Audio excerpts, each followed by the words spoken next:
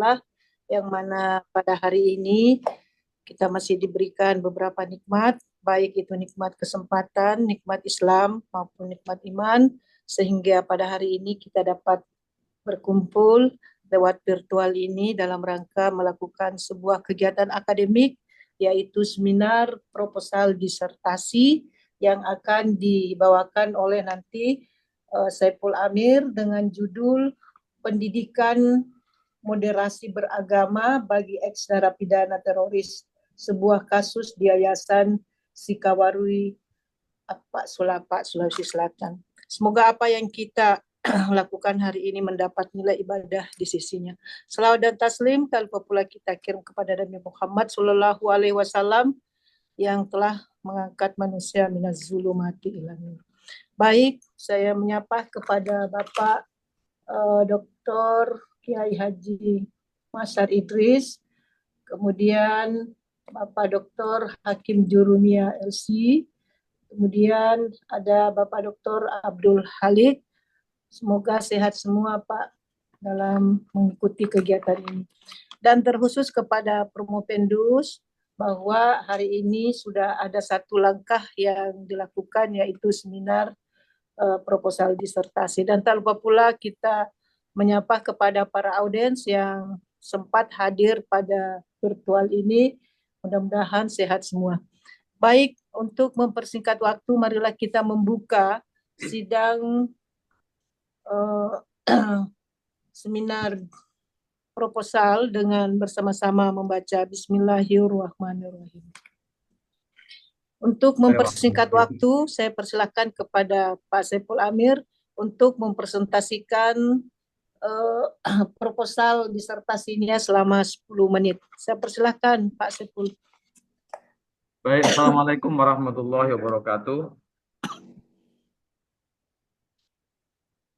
Alhamdulillah, wassalatu wassalamu ala rasulillah, wa ala alihi wa sahbihi wa mawala. Subhanaka la ilma lana illa ma'alamtana, innaka antal azizul hakim. Yang terhormat,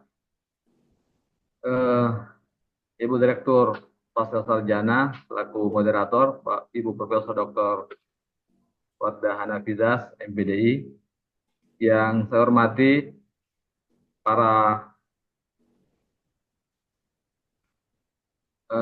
promotor, Profesor Dr.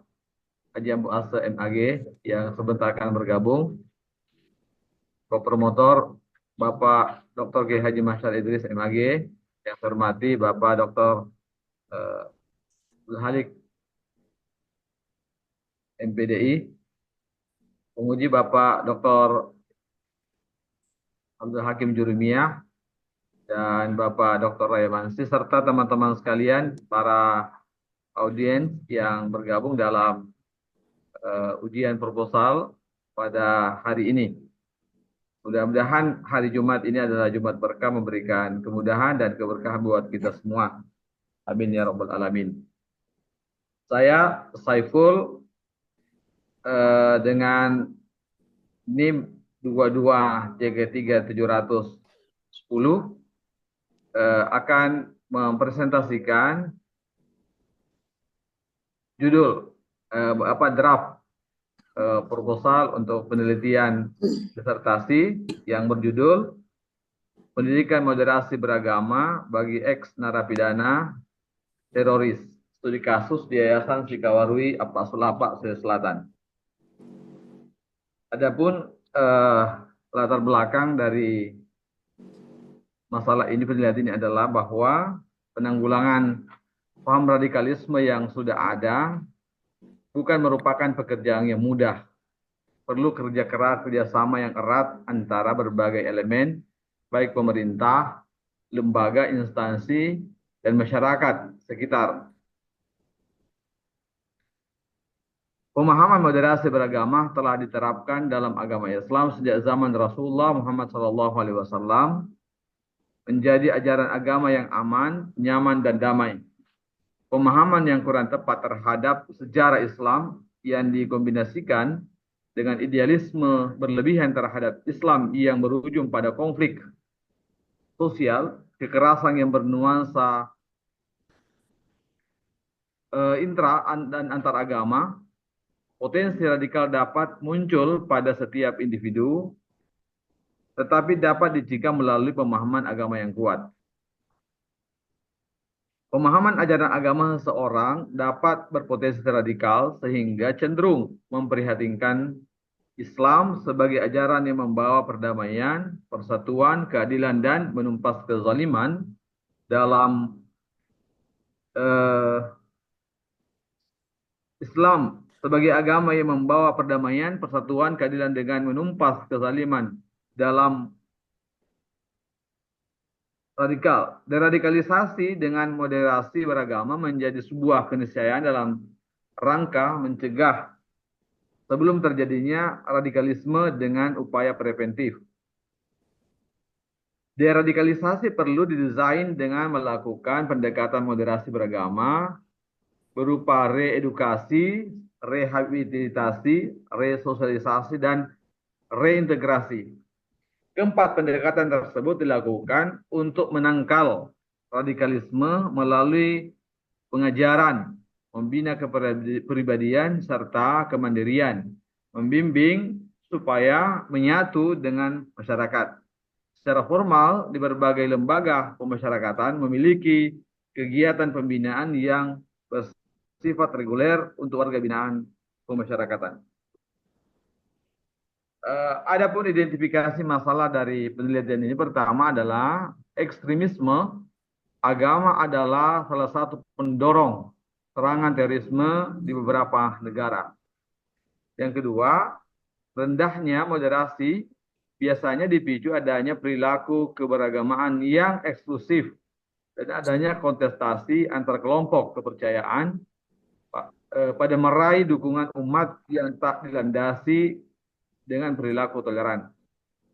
Yang ketiga, moderasi beragama dilakukan dengan berperilaku menjalankan ajaran agama dengan mengedepankan keadilan dan keseimbangan. Rumusan masalah penelitian ini adalah yang pertama, bagaimana materi pembinaan moderasi beragama di Yayasan Sikawarui Apasulapa Sulawesi Selatan. Yang kedua, bagaimana metode moderasi beragama di Yayasan Sikawarui Apasulapa Sulawesi Selatan. Kemudian yang ketiga, bagaimana evaluasi moderasi beragama bagi ex-narapidana teroris di Yayasan Sikawarui Apasulapa Sulawesi Selatan. Kemudian yang keempat, bagaimana media moderasi beragama di Yayasan Sikawarui Apasulapa Sulawesi Selatan. Kemudian penelitian ini berfokus pada yang pertama moderasi beragama dan narapidana teroris. Ada dua fokus dari penelitian ini. Pertama moderasi beragama, yang kedua adalah narapidana teroris. Adapun indikator dari moderasi beragama itu adalah bagaimana komitmen kebangsaan, kemudian anti kekerasan, kemudian toleransi, dan yang terakhir penerimaan terhadap tradisi yang ada di tengah masyarakat. Adapun indikator dari moderasi beragama bagi narapidana terorisme itu adalah narapidana teroris itu dia menjadi teroris karena apakah latar belakang persepsi atau keyakinan individu, ataukah yang kedua ideologi, motif ideologi. Yang ketiga, bagian C maksud saya adalah motif politik, dan yang ke bagian D adalah motif ekonomi. Apakah terorisme dan teror itu terjadi karena keempat indikator tadi? Nah, tujuan dari penelitian ini yang pertama adalah untuk menemukan materi moderasi beragama yang ada di Yayasan Sikawarui Apasulapa Sulawesi Selatan. Kemudian yang kedua, untuk menemukan metode moderasi beragama di Yayasan Sikawarui Apasulapa Sulawesi Selatan. Kemudian yang ketiga, untuk mendeskripsikan evaluasi moderasi beragama bagi ex-narapidana teroris di Yayasan Sikawarui Apasulapa Sulawesi Selatan. Yang keempat, untuk mengeksplor media moderasi beragama di Yayasan Sikawarui Apasulapa Sulawesi Selatan. Kemudian manfaat dari penelitian ini, manfaat pertama, manfaat teorisnya adalah studi ini dilakukan agar mampu menemukan beberapa proposisi tentang pendidikan Islam moderasi dalam rangka melakukan moderasi pemahaman Islam bagi mantan narapidana teroris.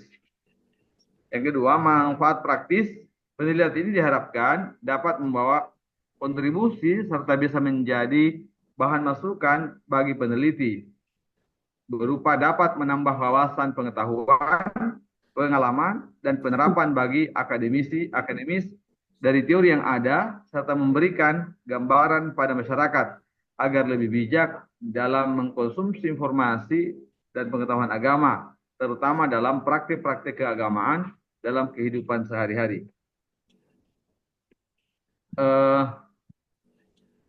Yang berikutnya, penelitian ini dibangun dalam kerangka teori, ya. Yang pertama landasannya, landasan normatifnya, yaitu ada di surah Ar-Rum ayat 30 yang berbunyi, A'udzubillahi minasyaitonirrajim, wa aqim wajhaka lid-dini hanifan fitratallahi allati fataran nas 'alaiha la tabdila li khalqillah dzalika dinul qayyim walakin aktsaran nas la ya'lamun. Yang artinya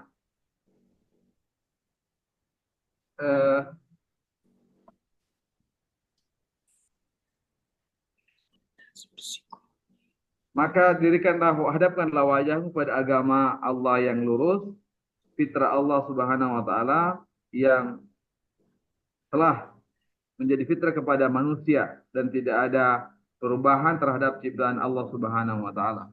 Kemudian yang kedua adalah surah Al-Maidah ayat surah kelima ayat ke-77 dan ke-78 yang berbunyi, "Qul ya ahlal kitabi la taghlu fi dinikum ghairal haqq wa la tattabi'u ahwa'a qaumin qadallu min qabl wa dallu katsiran wa dallu an sawa'is sabil."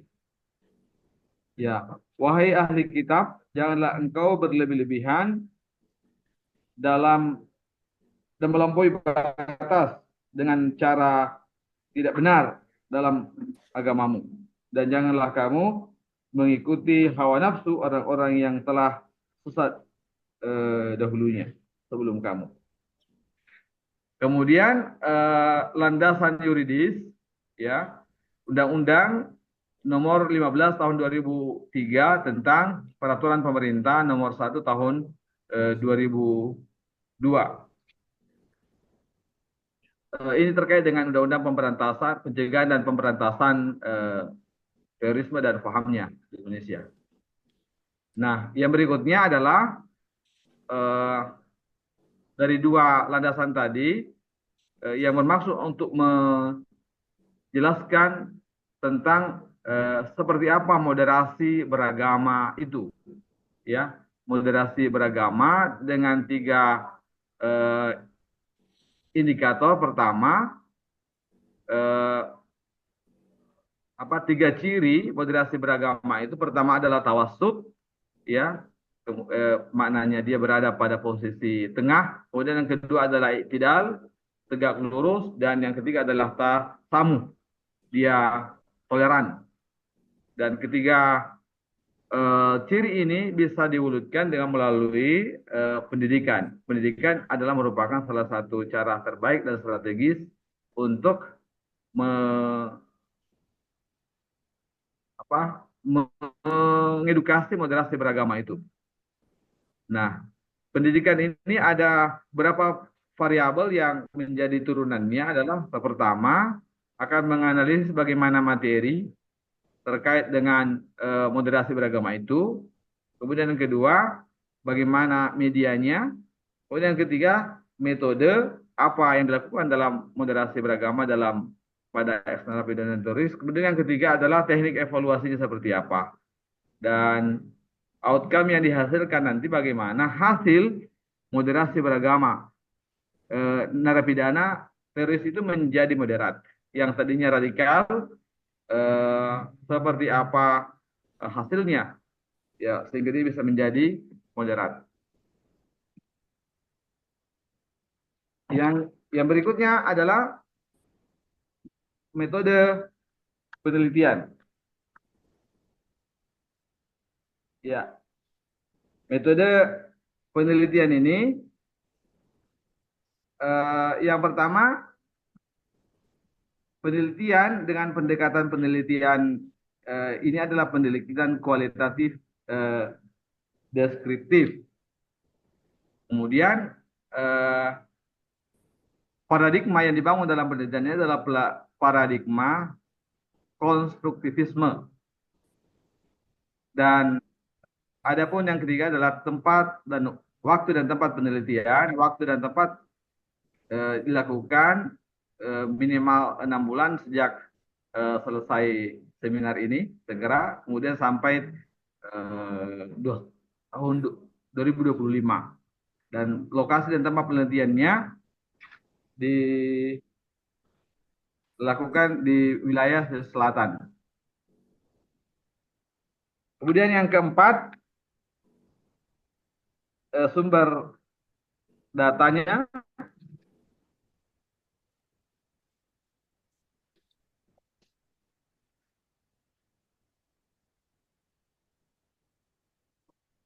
Mohon maaf, saya ya. Ya, sumber data. Data adalah jamak dari kata datum yang artinya informasi atau keterangan tentang pernyataan atau realitas. Jenis data yang dikumpulkan dalam penelitian merupakan jawaban atas pertanyaan penelitian yang kemudian diajukan terhadap masalah yang dirumuskan pada tujuan yang ditetapkan. Ya, dengan demikian data merupakan semua keterangan yang maupun informasi terkait dengan penelitian yang dilakukan dengan indikator narapidana teroris adalah pertama persepsi dan keyakinan, kemudian ada beberapa indikator. Pertama, indikator itu menilai keyakinan ideologis narapidana. Yang kedua, indikator ini mengukur pemahaman agama mereka. Ketiga, persepsi mereka terhadap kelompok lain. Diukur apakah mereka masih menyimpan kebencian atau kecurigaan terhadap kelompok yang berbeda keyakinan atau pandangan politik. Ya, kemudian ada yang berbasis ideologi, ada yang berbasis politik dan ekonomi. Adapun jenis data yang digunakan adalah data primer. Maksudnya adalah data yang berkaitan langsung dengan penelitian. Dalam hal ini adalah pendidikan moderasi beragama bagi ex narapidana teroris studi kasus di Yayasan Sikawarui Apasulapa Sulawesi Selatan. Dalam data primer ini diperoleh dalam melakukan pengamatan pada kegiatan pendidikan moderasi beragama bagi ex narapidana teroris, dan ia menjadi sentral informasi dalam menggali dan data sekaligus sebagai subjek penelitian. Data diperoleh dari hasil wawancara baik langsung dari ex narapidana di Yayasan Sikawarui Apasulapa Sulawesi Selatan. Kemudian yang kedua, data sekunder yaitu data yang diperoleh dari sumber lain seperti buku dan dokumen di Yayasan Sikawarui Apasulapa Sulawesi Selatan yang berhubungan dan berkaitan dengan penelitian.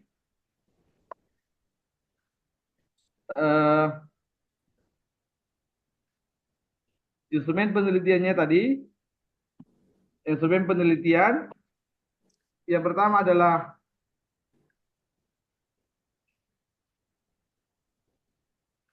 agar memudahkan peneliti untuk mengolah data yang diperoleh, dibutuhkan instrumen penelitian. Menurut Suharsini Adikunto, instrumen penelitian adalah alat atau fasilitas yang digunakan peneliti dalam mengumpulkan data agar pekerjaannya lebih mudah dan hasilnya lebih baik dan dapat diolah. Penelitian kualitatif ia menjadi instrumen penelitian adalah peneliti sendiri atau dengan bantuan orang lain. Alat bantu yang digunakan peneliti sebagai human instrument adalah pedoman wawancara yang berfungsi sebagai acuan ketika proses wawancara berlangsung dan handphone atau alat rekod untuk merekam dan untuk mencatat keterangan dari orang yang diwawancarai. Kemudian berikutnya adalah teknik pengumpulan data. Ya, adapun teknik pengumpulan data adalah suatu cara yang digunakan untuk mendapatkan data dalam penelitian. Untuk memperoleh data, teknik pengumpulan yang digunakan adalah penulis terjun langsung ke lapangan untuk memperoleh data yang diperlukan. Sedangkan metode yang digunakan adalah metode observasi, metode wawancara, dan metode dokumentasi. Penelitian di samping menggunakan metode yang tepat, juga perlu memilih teknik dan alat pengumpulan data yang relevan sehingga data yang diperoleh benar-benar valid dan relevan. Menurut Darmawansyah, teknik pengumpulan data adalah suatu cara untuk mengetahui di mana seorang peneliti mengumpulkan, mengorganisasikan, menginterpretasi informasi yang diperoleh dari manusia dengan menggunakan mata atau telinga sebagai penyaring. Ya, jadi beberapa hal yang dilakukan dalam penelitian pertama adalah melakukan observasi, kemudian yang kedua adalah wawancara, ya dengan para pihak, kemudian melakukan dokumentasi.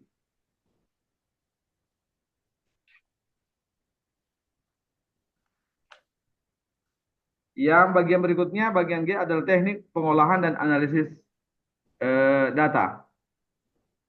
Teknik pengumpulan data, setelah data yang diperlukan sudah tergali dan terkumpul, maka langkah yang dilakukan mengolah data tersebut adalah menggunakan teknik sebagai berikut. Pertama, editing, pemeriksaan data. Yang kedua adalah classifying, melakukan klasifikasi data. Kemudian bagian C adalah verifying, melakukan verifikasi. Dan bagian D, concluding, melakukan kesimpulan. Nah, kemudian proses pengolahan data yang terdiri dari 3 proses sebelumnya, editing, classifying, dan verifying. Teknik analisis data. Analisis yang digunakan dalam penelitian ini adalah analisa Miles dan Huberman. Data yang dihasilkan yang bersifat kualitatif dari hasil wawancara, observasi, dan dokumentasi dianalisis dengan teknik analisis model interaktif yang secara simultan terdiri dari 1, pengumpulan data, yang kedua reduksi data, ketiga penyajian data, keempat interpretasi data, kelima penarikan kesimpulan atau verifikasi. Dan yang selanjutnya adalah reduksi data. Reduksi data berarti merangkum, memilih hal-hal yang pokok, memfokuskan pada hal-hal yang penting, dicari tema dan polanya. Dengan demikian data yang telah direduksi akan memberikan gambaran yang lebih jelas dan mempermudah peneliti untuk melakukan pengumpulan dan selanjutnya serta mencarinya bila diperlukan. Yang kedua adalah penyajian data.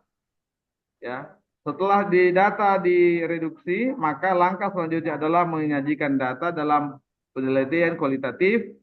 Penyajian data bisa dilakukan dalam bentuk uraian singkat, bagan, hubungan antar kategori, flowchart, dan sejenisnya. Bagian ketiga, kesimpulan dan verifikasi. Langkah ketiga dalam analisis data kualitatif adalah penarikan kesimpulan dan verifikasi. Kesimpulan awal yang dikemukakan masih bersifat sementara dan akan berubah bila tidak ditemukan bukti-bukti yang kuat pendukung pada tahap pengumpulan dan berikutnya. Selanjutnya, bagian H adalah teknik pengujian keabsahan data. Pengecekan keabsahan data dalam penelitian kualitatif dapat dilakukan dengan uji credibility, validitas, interval, dan transferability, validitas eksternal. Kemudian berikutnya adalah dependability, reliabilitas, dan confirmability, objektivitas. Memeriksa keabsahan data melalui mengenal model pendidikan, moderasi beragama bagi ex narapidana teroris, khususnya di Yayasan Sikawari Pasulapa, Selatan, berdasarkan data yang terkumpul. Selanjutnya ditempuh beberapa teknik, diantaranya uji kredibilitas, kemudian kredibilitas ini dilakukan dengan beberapa langkah berikut. Pertama, triangulasi. Triangulasi dalam penelitian kredibilitas diartikan sebagai pengecekan data dari berbagai sumber dengan berbagai cara dan berbagai faktor waktu. Dengan demikian, hubungan triangulasi sumber, triangulasi teknik pengumpulan data, dan triangulasi waktu. Namun dalam penelitian ini, peneliti menggunakan dua triangulasi, yaitu triangulasi sumber dan triangulasi teknik. Selanjutnya, triangulasi sumber dan triangulasi teknik.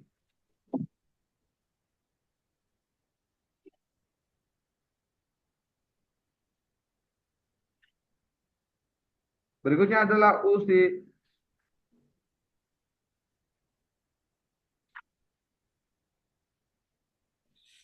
Ya, saya kira itu Bapak-bapak, Ibu sekalian,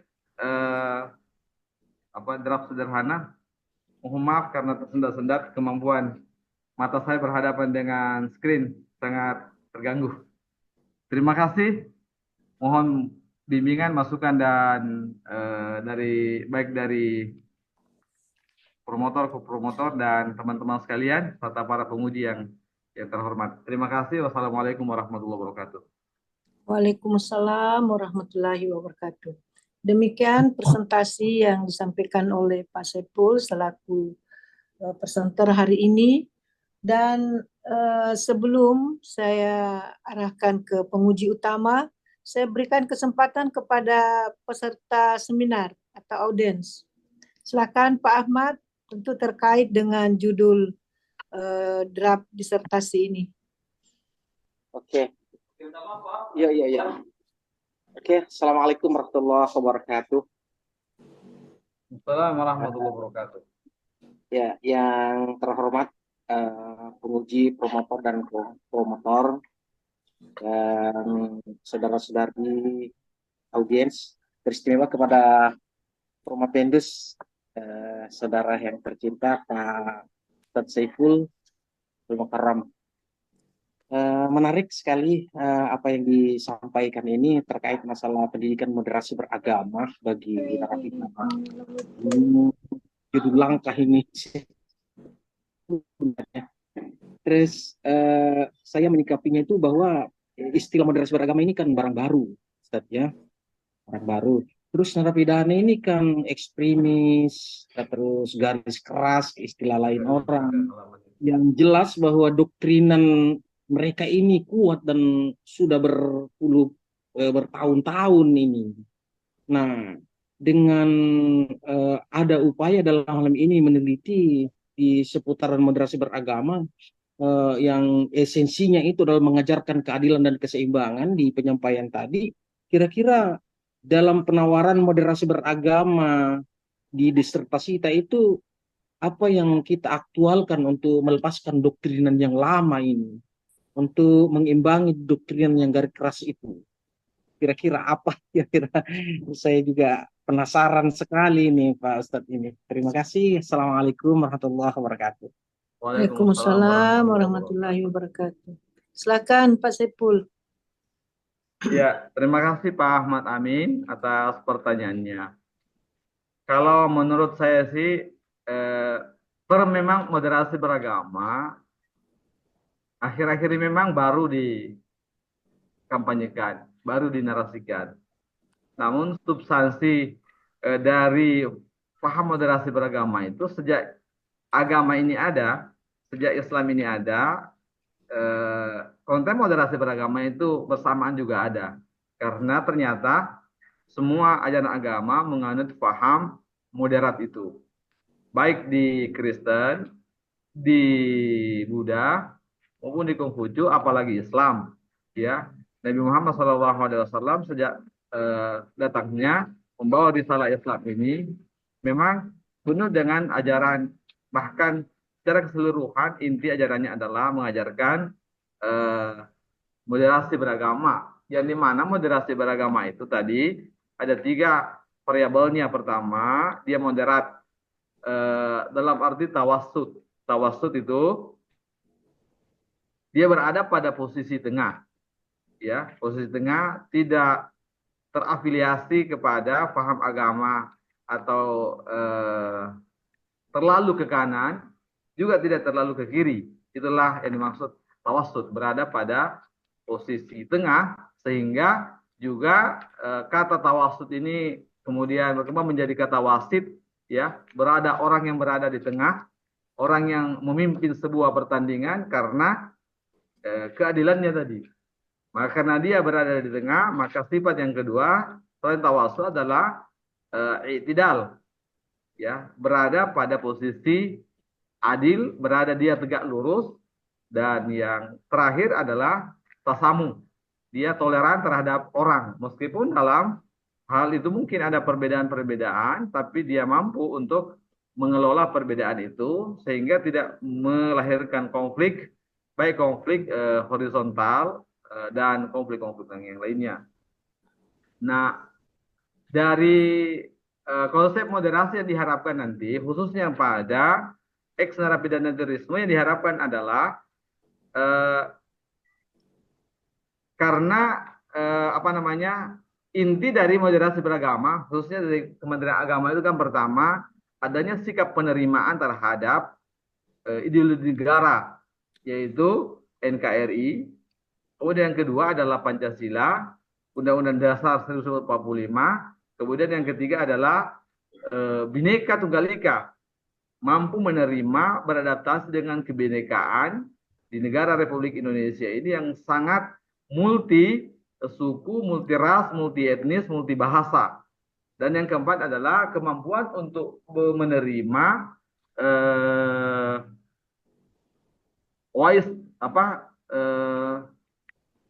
local wisdom, apa namanya, budaya atau tradisi budaya yang lokal yang ada di Indonesia ini, karena kita tahu Indonesia ini sangat kaya dengan local wisdom.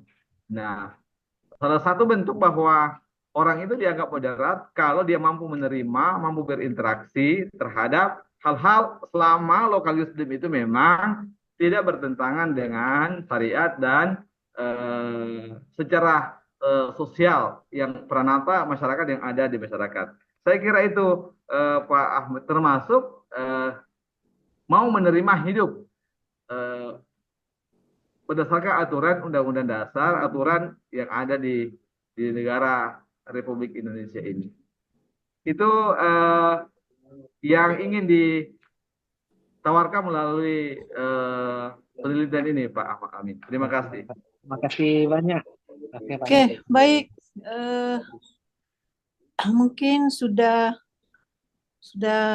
apa ya, terlalu lama juga menjelaskan dari presenter tadi. Kita nanti selesai di penghujung 11.30 karena ini adalah hari Jumat. Saya kira hanya satu saja yang saya berikan kesempatan kepada peserta atau audiens, dan saya mengarah ke penguji. Penguji pertama saya berikan kesempatan kepada Bapak Dr. Abdul Hakim Jurumia LC. Silakan Pak Doktor. Baik. Assalamualaikum warahmatullahi wabarakatuh. Waalaikumsalam warahmatullahi Waalaikumsalam warahmatullahi wabarakatuh. Maghfiratuh wa ridwanuh. Bismillahirrahmanirrahim. Wassalatu wassalamu ala rasulillah abad. Pertama-tama pimpinan sidang yang terhormat Bapak Profesor Bu Fardah dan para dewan promotor ya, pembimbing dan co-promotor, dewan penguji yang insyaallah senantiasa dirahmati Allah Subhanahu wa taala. Terkhusus kepada saudara Pak Saiful, dan insyaallah semoga hari ini adalah awal yang baik ya untuk maju seterusnya sampai selesai. Baik. Pertama ini saya ke judul-judul tentang pendidikan moderasi beragama. Sebenarnya saya ingin lebih mendalami sebenarnya batasan moderasi beragama itu sampai di mana, ya?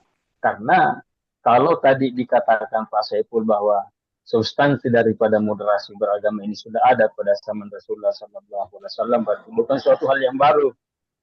Nah, kalau memang bukan suatu hal yang baru, kenapa mesti kita membuat istilah-istilah yang baru yang justru mengaburkan nilai-nilai ajaran agama yang dibawa oleh Rasulullah SAW? Kenapa kita tidak mengatakan bahwa ini adalah ajaran yang dibawa oleh Rasulullah seperti ini? Ya, karena moderasi beragama ini mulai sejak munculnya istilah moderasi beragama atau Islam Nusantara, terus terang banyak hal-hal atau kejadian-kejadian yang aneh yang kita melihat itu seakan-akan ada pembiaran untuk terjadi hal seperti itu, untuk kemudian menuduh orang-orang yang tidak menerima hal yang terjadi tersebut sebagai intoleran ataukah tidak moderat. Maka ini saya ingin sebenarnya penjelasannya tentang batasan moderat seperti apa. Kan kalau seperti kita ini sekarang kalau orang menuntut memperlakukan undang-undang aturan-aturan agama terhadap tindak kriminal, umpamanya orang yang membunuh dibunuh juga, orang yang mencuri potong tangan, apakah itu termasuk moderat atau tidak moderat? Coba Pak Saiful itu, kalau umpamanya ada tuntutan sekarang dari sekelompok yang ingin menerapkan hukum Islam tentang tindak kriminal yang membunuh dibunuh sebagaimana dalam Al-Quran, walakum fil qisas hayatu ya ulil albab wa katabna alaihi anna an-nafsa bin nafsi wal aina bil aini. Kira-kira itu usulan mereka atau cara berpikir mereka terhadap teks ayat dianggap moderat atau tidak moderat? Ya, terima kasih Pak Dokter. Betul tadi bahwa karena kita ini berada di negara wilayah Indonesia, ya, dan di Indonesia ini sangat plural, baik dari sisi suku, terlebih dari agama, dan negara ini memberikan ruang yang sama pada semua agama dalam melakukan praktek keagamaannya. Ya, khususnya pada Undang-Undang Dasar 45 pasal 29 itu, bahwa setiap warga negara Indonesia berhak untuk menjalankan kewajiban agamanya menurut agama dan keyakinannya masing-masing. Tentunya sesungguhnya wacana untuk pelaksanaan, menurut saya pelaksanaan ajaran agama seperti hudud tadi, potong tangan dan sebagainya, kalau formulasi aturannya itu hanya diberlakukan kepada umat Islam itu sendiri, maka sesungguhnya tidak jadi masalah. Cuma memang itulah sebabnya hari ini gerakan monsterisasi syariat Islam, ajaran-ajaran Islam itu dilakukan sehingga umat Islam sendiri merasa takut dengan ajaran agamanya. Ya, jadi ini betul secara konsepsional itu bisa dilakukan, tapi ini butuh edukasi dan perjalanan panjang yang jauh bagaimana umat Islam itu sendiri bisa mengenal dan memahami ajarannya, bisa siap begitu untuk menerima tadi hudud-hudud itu. Ya, memang moderasi beragama ini saat ini juga menjadi sebuah bisa menjadi mata pisau yang bermata dua. Ya, bisa meletakkan posisi agama secara sebenarnya, secara yang penuh rahmah, kasih sayang, rahmatan lil alamin itu menerima perbedaan, Tapi kalau tidak hati-hati maka moderasi beragama ini juga bisa berujung pada gerakan liberalisasi, mencampur adukan antara tauhid dan sinkretisme. Nah, itulah tujuan dari penelitian ini kemudian nanti bisa mendudukkan bagaimana moderasi beragama dalam Islam itu dan yang diyakini selama ini, ya, karena seolah-olah yang dimaksud moderasi beragama itu adalah pencampur bauran agama satu dengan agama lainnya. Baik, Pak Saiful, itulah yang saya maksud, bahwa artinya dengan munculnya moderasi beragama yang sekarang itu kebablasan. Sebagian memahami, ya, sehingga banyak melakukan hal-hal, bahkan hal-hal yang dilakukan satu bentuk pelecehan terhadap agama itu sendiri, tapi seakan-akan cenderung ada pembiaran dan tidak ada tindakan dari pihak dari pihak pemerintah. Justru apa yang mereka lakukan sebenarnya itulah bentuk tidak moderatan, dan tidak ditindaknya mereka juga bentuk ketidakmoderatan. Padahal tadi kan ada beberapa indikator kan, salah satunya disebutkan adalah iktidal. Jadi ketika mereka melakukan hal-hal yang membentuk seakan-akan ada bentuk pelecehan terhadap agama, harus ditindak, harus berlaku adil. Karena justru itu akan meninggalkan ya gerakan-gerakan atau gesekan-gesekan yang pada dasarnya kita sendiri yang memancing supaya terjadi gesekan-gesekan tersebut. Karena dibiarkan berlarut-larut hal itu terjadi tanpa ada tindakan. Seperti umpamanya sekarang, itu Makali itu, Pak Gufran. Kan tidak ada sampai sekarang. Pak Gufran sampai sekarang tidak ada tindakan. Dan itu sudah bentuk pelecehan dan penistaan terhadap agama Islam. Tapi saya akan ada pembiaran untuk selalu tampil di TikTok dan dilihat dan lain-lain sebagainya. Nah ini, kalaupun kemudian ada tindakan, nanti ditindak. Orang-orang yang datang menindak nanti langsung ditahan. Ini tidak moderat, ini tidak mau menerima perbedaan pendapat. Ya, ini kan harus harus diperbaiki pemahaman tentang batasan apa itu moderasi beragama sebenarnya. Apalagi kalau dikatakan tadi Pak Saiful, substansinya sudah ada pada zaman Rasulullah SAW. Kalau tadi itu indikatornya seperti tasamu, itu ukuran apa kita umpamanya? Tidak ada yang kalah tasamu kita sebenarnya umat Islam. Coba, saya pernah mengatakan bahwa ketika Umar bin Khattab radhiyallahu anhu masuk dan menguasai Palestina, itu menguasai Al-Quds, salah satu pesannya terhadap pasukannya, jangan sampai ada satu rumah ibadah yang dirusak. Dan Umar bin Khattab radhiyallahu anhu memberikan jaminan kepada setiap orang yang beragama Yahudi pada waktu itu dan Nasrani, diberikan jaminan keamanan untuk melaksanakan agamanya sesuai dengan keyakinannya. Bahkan dilarang untuk merusak bangunannya mereka. Tapi coba bandingkan sekarang dengan apa yang dilakukan Israel di Palestina, di Gaza, bagaimana keadaan masjid tempat ibadah yang ada di Palestina. Bandingkan ketika mereka menyerang Andalus, dan menguasai Andalus yang sekarang Spanyol, tidak ada satu rumah ibadah Islam masjid kecuali dirubah fungsi menjadi gereja pada waktu itu. Kemudian mereka datang untuk mengajarkan kita tentang toleransi. Padahal kita ini bukan main. Sungguh toleransi kita selama ini umat Islam. Tapi ujung-ujungnya selama ini saya lihat ya, yang menjadi kambing hitam, yang menjadi objek persoalan adalah umat Islam lagi. Ada intoleransi, Islam moderat, Islam lagi kalau ada persoalan yang tidak moderat. Seakan-akan cuma Islam, padahal agama-agama yang lain pun melakukan hal yang sama. Kemudian yang kedua Pak Saiful, halaman 5, yaitu ada, coba kita baca halaman 5 itu ada tulisan, atau halaman 5 fanatisme. Ini coba kita halaman 5, iya. Iya. Ini sedikit.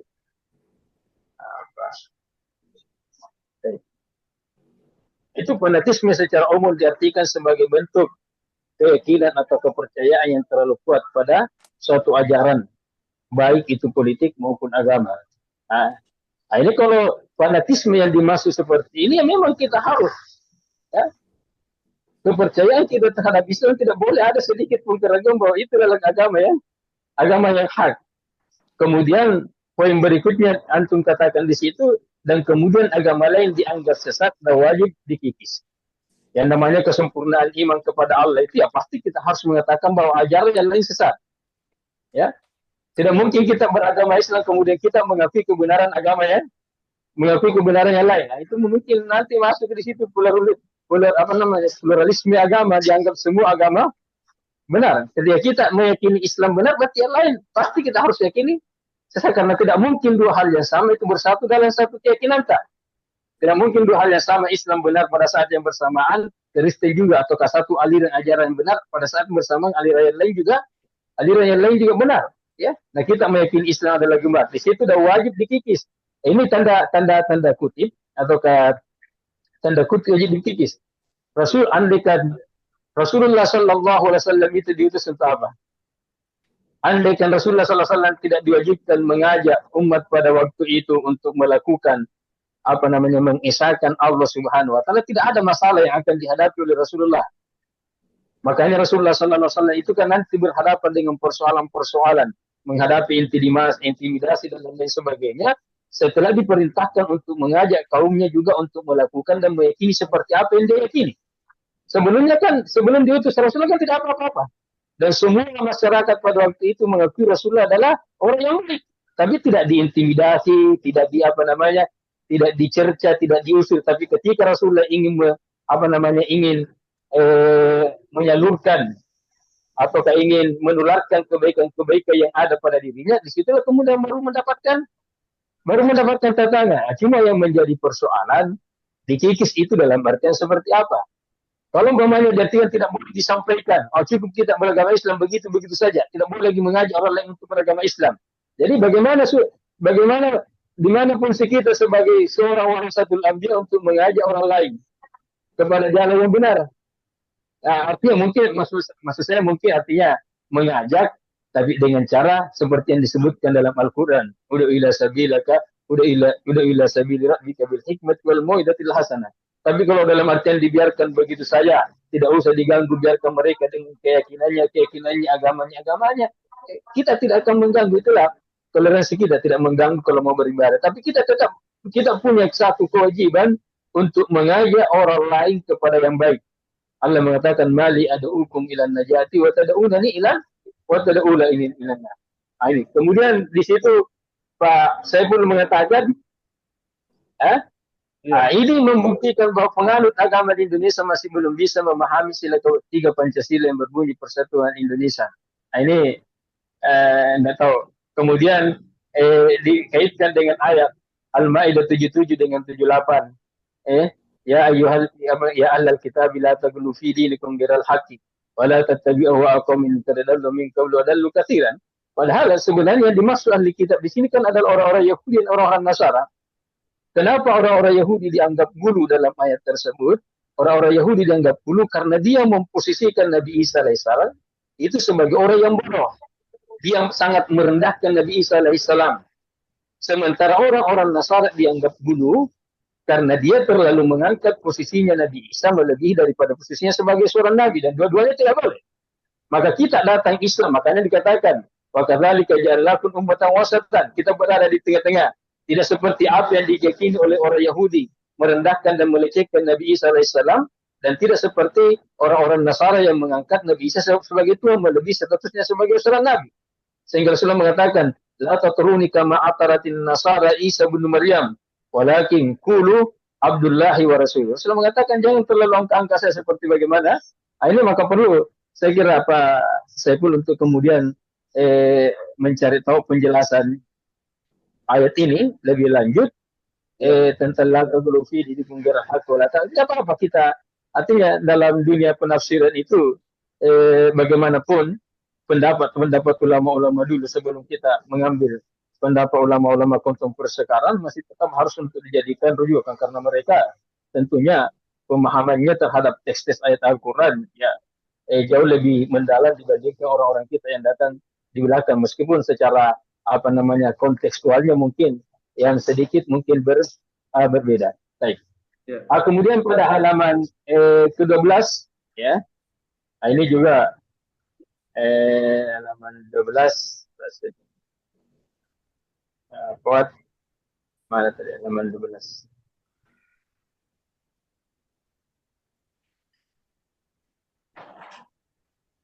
Tadi halaman 12 itu di situ disebutkan juga disebutkan. Maka Islam moderat mendorong pengembangan dalam berbagai bidang seperti pendidikan Islam, bahasa sosial, keagamaan, kebudayaan, sosio-politik, dan ekonomi. Hal ini didasarkan pada legitimasi Al-Quran dan hadis Nabi Muhammad SAW bahwa umat Islam diperintahkan untuk menjadi orang moderat. Ini orang bingung. Mana ayat yang menunjukkan tentang kita ini diperintahkan untuk bersikap moderat, dan mana hadis Rasulullah SAW yang menunjukkan bahwa Rasulullah SAW memerintahkan kita untuk bersifat moderat. Jadi untuk lebih kuatnya, cantumkan ayat-ayat Al-Quran di situ. Meskipun tadi sudah disebutkan landasannya, toh. Umpamanya landasan normatifnya ada tadi berapa itu termasuk di surah Al-Hujarat tadi, termasuk di surah Ar-Rum. Bagi wajah kali ini ada juga tadi di apa namanya di apa namanya ayat Al-Hujurat ayat 4 itu wa in ta'ifatani minal mu'minin, kemudian surat Al-Baqarah wa kadzalika ja'alnakum ummatan wasatan. Tentu dengan harapan dari saya bahwa mengutip ayat dan hadis tersebut sebagai landasan normatif akan moderasi beragama, ya perlu juga dicantumkan penjelasan-penjelasan ulama tempo dulu terhadap tentang penjelasan ayat tersebut supaya lebih sempurna, supaya kita tidak dianggap apa namanya tidak moderat. Karena kalau sudah begini kita sudah tidak dianggap moderat karena melupakan pendapat ulama-ulama dulu. Kita cenderung cuma mengambil saja yang sekarang dan menganggap pendapat ulama dulu itu sudah dianggap tidak sejalan dengan apa namanya zaman. Baik. Kemudian yang terakhir, nah itu disebutkan tadi dari saya ini yang terakhir moderasi beragama dengan 3 indikator. Yang pertama adalah tawassut ya. Nah, ini perlu diperjelas juga tawassutnya seperti apa. Ya. Makanya tugas kita sekarang sebenarnya karena istilah moderasi beragama ini sudah saya lihat kebablasan, banyak perbuatan-perbuatan yang dilakukan yang betul-betul sudah menyimpan tapi dianggap itu sebagai suatu bentuk kemoderatan dalam beragama. Jadi jangan sampai kemudian ini dipahami secara terbuka sehingga orang bebas melakukan saja. Namun ketika dikritik dianggap kita tidak moderat, dianggap kita tidak moderat. Kalau kita menyalahkan apa yang dilakukan padahal betul-betul itu sudah menyimpan. Kemudian begitu pula iktidal dan kesama. Saya kira dari itu saya Pak Sepul. Selanjutnya saya kembalikan kepada pimpinan tidak. Terima kasih Iya, Pak Dokter. terima kasih. Terima kasih Pak Dokter Hakim Jurumia LC yang sudah memberikan banyak saran kepada presenter. Mudah-mudahan dicatat semua Pak ya untuk kesempurnaan proposalnya. Baik, Boleh saya memberikan berikan tanggapan? kesempatan ya. Boleh memberikan tanggapan sedikit, Prof?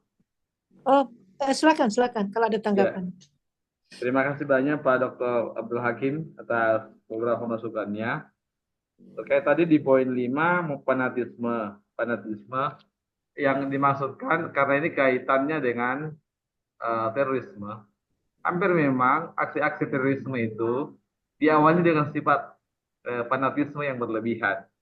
Sehingga dengan ketika dia menemukan elemen atau kelompok yang berbeda, contohnya dia Islam berbeda dengan kelompok Kristen, maka dia adalah harus diperangi, harus dibunuh dengan tadi pemahaman sangat sederhana terhadap ayat-ayat Al-Quran, wa qatiluhum min haitsu waja'tum dan sebagainya.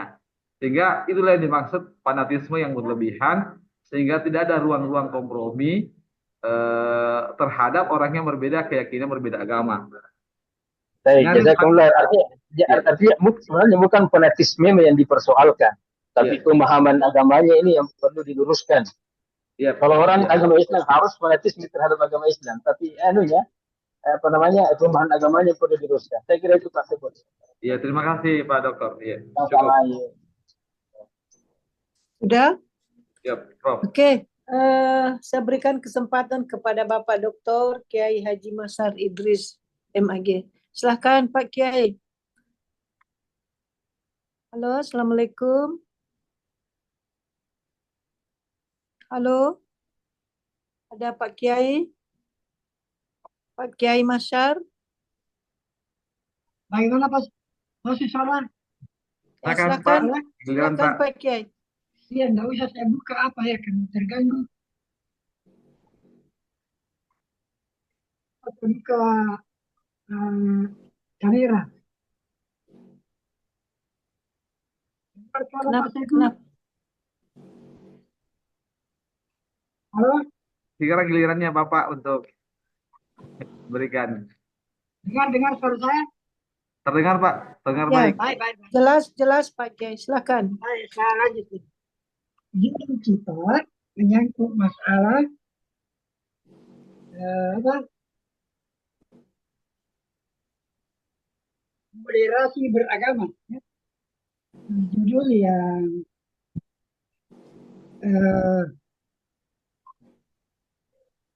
masih hangat memang dibahas tentang moderasi beragama.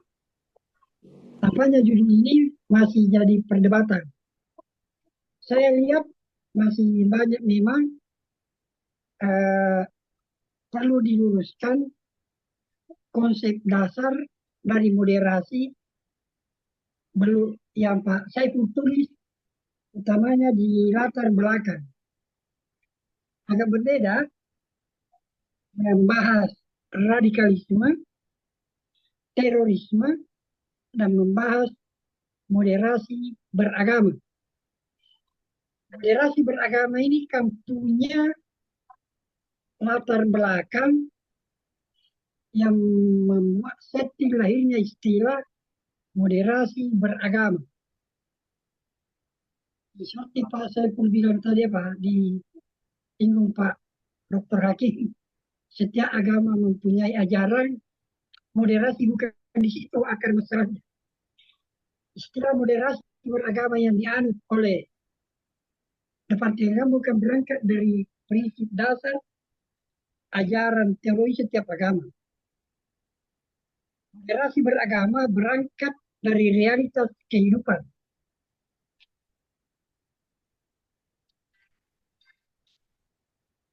Realitas kehidupan itu di negara kita ada fakta sosial, aliran ekstrim kanan, itu fakta. Jadi aliran ekstrim kanan itu yang harus diangkat sebagai fakta-fakta sosial dalam latar belakang. Yang kita maksud aliran ekstrim kanan itu semua aliran yang berbau Islam. Semisal DI, TI, Ma'asyir, FPI apa dituding semua gitu. Itu yang dikelompokkan ekstrim kanan. Lalu selain ada ekstrim kanan, ada fakta sosial, ada ekstrim kiri. Nah itu. Jadi ada ekstrim kanan, ada ekstrim kiri. Nah, saya pernah menulis, saya melihat ada ketidakadilan negara dalam berbicara tentang ekstrim. Dia hanya lebih banyak berbicara ekstrim kanan. Jarang berbicara ekstrim kiri. Padahal lahirnya moderasi beragama adalah karena adanya dua kutub ekstrim yang sangat berlawanan. Sekarang kalau kita bilang muncul PKI, banyak pejabat marah-marah. Sementara kalau dibilang Islam kiri, bersemangat semua. Inilah yang saya maksud, ada ketidakadilan memang. Jadi seperti dikatakan Pak Dr. Hakim, iya memang ada ketidakadilan negara dalam menyikapi moderasi beragama. Dan ini juga harus dikritisi. Moderasi sudah tepat, suatu jalan keluar. Sama halnya misalnya MUI juga memilih jalan, tapi dia tidak sebut moderasi dia. Apa istilahnya kalau MUI?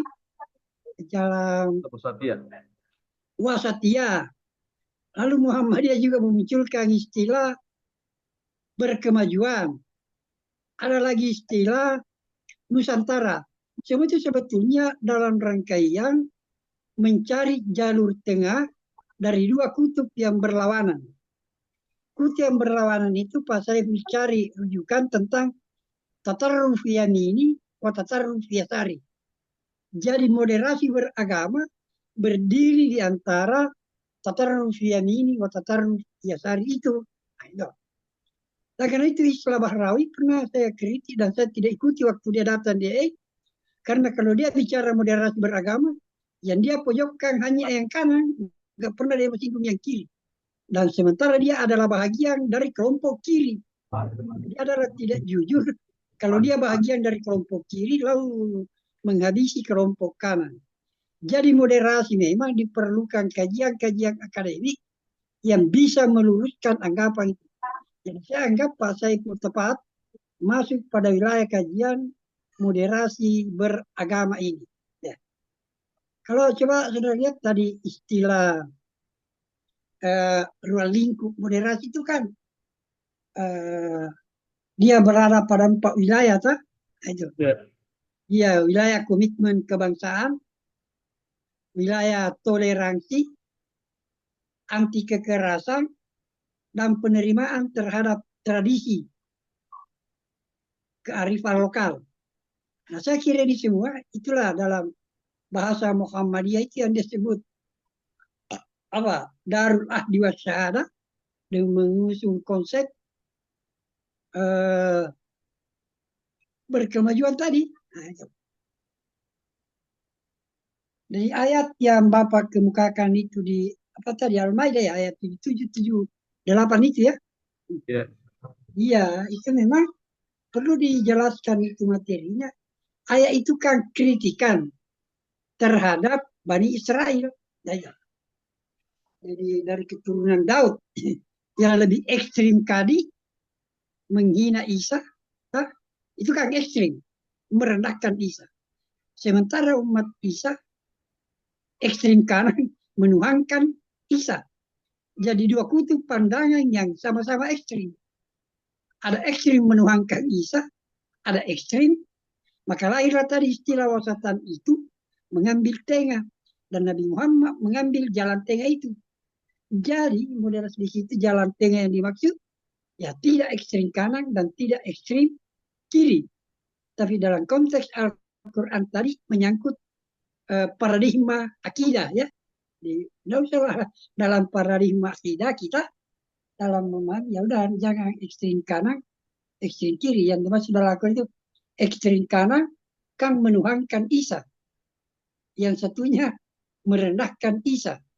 Jadi dua alur yang berbeda, lalu Nabi Muhammad memilih tidak ke kanan, tidak ke kiri. Dan itulah kemudian yang disebut konsep tengah. Ada. Dalam Al-Quran kalimatun sawa ada kalimat yang kita bisa sepakati.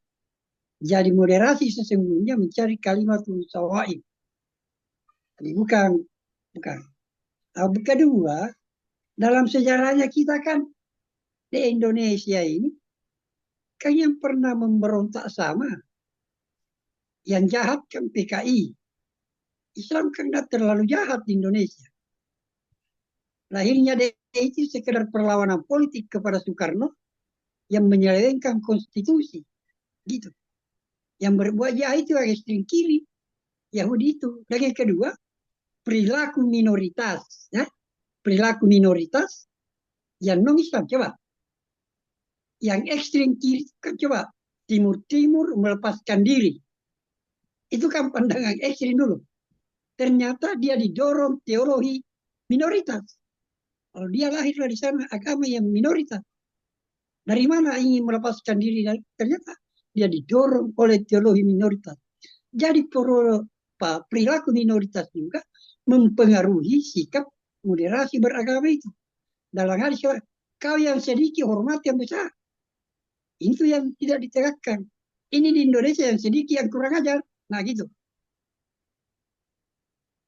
Kalau yang sedikit kurang ajar, ya jangan harap mau disayangi. Kasih sayang itu kalau yang sedikit menghormati yang banyak. Jadi memang perlu kajian yang tegak lurus istilah moderasi beragama ini. Saya kira data-data yang saya masih cari, ya memang kan diperlukan apa ya? Kecermatan mencari data-data, karena ini wilayahnya apa ya? Wilayah Sulawesi Selatan ya. Iya. Iya, agak ya silakan dikembangkan sumber data dan perlu diwawancarai dari berbagai pihak. Tinggal ini istilah. Tapi memang kan sudah baku ya istilah pendidikan moderasi. Iya, Ada Pak. memang. Ya, Ada. sudah baku. Iya, pendidikan moderasi. Apa setara dengan istilah pendidikan Pancasila? Sama begitu, pendidikan kayaknya belum, baru bacaan. Pendidikan moderasi di madrasah, belum barangkali. Belum masuk dalam kurikulum, Pak. Iya belum, baru wacana. Tapi dalam apa namanya, dalam prinsip kurikulum apa namanya itu karakter eh, apa namanya pendidikan Pancasila itu masuk di salah satunya adalah moderasi beragama. Nah, saya ini kan kaitannya dengan pendidikan. Objek penelitian kita kan pendidikan apa? Dia lembaga pendidikan non formal, toh? Iya. Ya, ini dakwah moderasi atau pendidikan moderasi. Ya boleh nanti kita lihat riganya istilah pendidikan moderasi beragama. Maksudnya di lembaga pendidikan formal dalam kasus apa ini? Sikawarui. Sikawaria Pasulapa. Ini kan gaya LSM begitu. Apa? Formal. Dia komunitas yang fokus untuk melakukan pendampingan dan advokasi buat ex narapidana terorisme, Pak. Jadi masuk pada kategori lingkungan non formal. Pendidikan non Masuk. formal. Iya, iya. Jadi itu maksud saya kaitannya dengan istilah pendidikan moderasi pada lingkungan non formal. Toh? Jadi orientasi pembahasannya nanti harus dikaitkan ke situ. Ya saya kira itu di bagus tadi yang dimasukkan dari Pak Dr. Hakim Jurumia itu di ayat-ayat yang dirujuk bisa direkap kembali. Tapi saya kira Pak saya pun konsisten bahwa yang namanya moderasi latar belakangnya dia berada di antara tasarruf yamin atau tasarruf yasar, ekstrem kanan dan ekstrem kiri. Dan Anda tahu, cari rujukan apa itu ekstrem kiri. Ekstrem kiri ternyata yang dimaksud itu adalah komunis, liberal, kapitalisme. Nah kalau ini yang didapat rujukannya, apa yang ekstrem kiri, ya luar biasa. Negara harus berada di tengah-tengah, jangan hanya menghabisi istilah Islam. Nah itu. Jadi kita itu tadi apa istilahnya? Tegak lurus. Nah, Ya, karena ya. moderasi berada di garis tengah untuk menjawab ekstrem kanan dan ekstrem kiri itu tadi. Nah, jadi fakta sosialnya itu. Jadi Bapak tulis di latar belakang fakta sosial ekstrem kanan semua apa itu aliran Islam termasuk FPI. Ekstrem kiri semua komunis dan konco-konconya. Kalau saya tidak salah liberalis juga termasuk di ekstrem kiri. Saya kira itu saja Pak Saiful. Assalamualaikum warahmatullahi wabarakatuh. Waalaikumsalam warahmatullahi wabarakatuh. Terima kasih, Ada Pak. tanggapan Oke. Pak Saiful? Cukup, Prof. Oke, saya kira terima kasih Pak Kiai atas masukan yang diberikan kepada Promopendus. Baik, saya mengarah ke penguji ketiga, yaitu Bapak Dr. Abdul Halik, MPDI. Silakan, Pak Dokter.